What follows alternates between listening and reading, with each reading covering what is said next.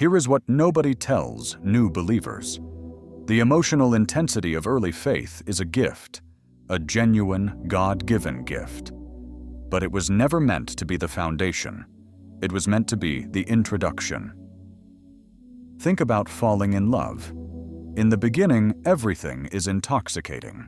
Every message, every conversation, every moment together feels like electricity running through your chest. But years into a real marriage, love looks completely different. It is quieter. It is steadier. It makes decisions based on commitment, not just feeling. It carries a weight and a depth that infatuation never could. Does that mean the love died? No. It means it grew up. It became something stronger than the feeling that started it. God gave you the high at the beginning because you needed it.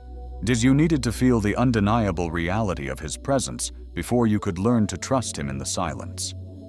He was building a memory inside you that you could return to when the feelings faded.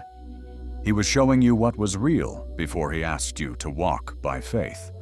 But He loves you too much to keep you there, because staying there would make you dependent on emotion rather than anchored in truth.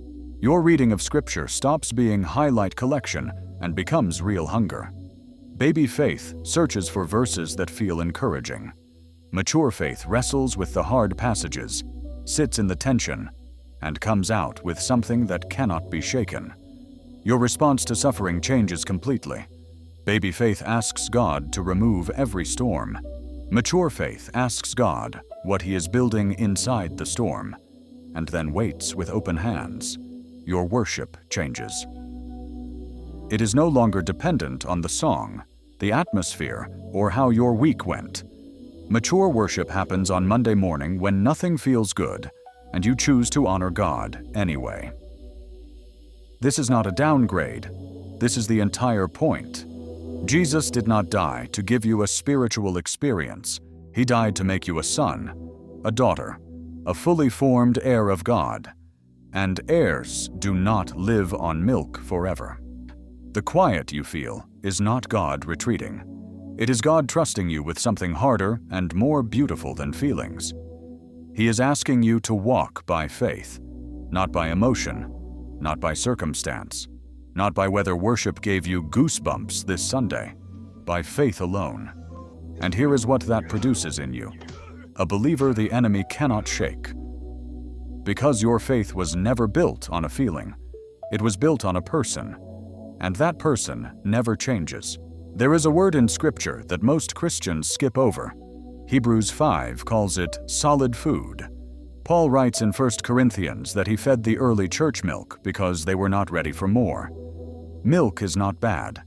Milk is absolutely necessary.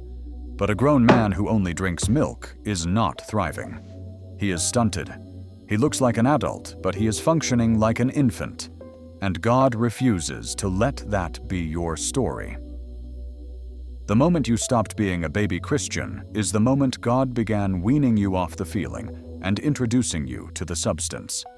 And that is not a punishment. That is a promotion. Here is what actually changes. Your faith stops being about what God does for you and starts being about who God is. Baby faith says, "Look what He did."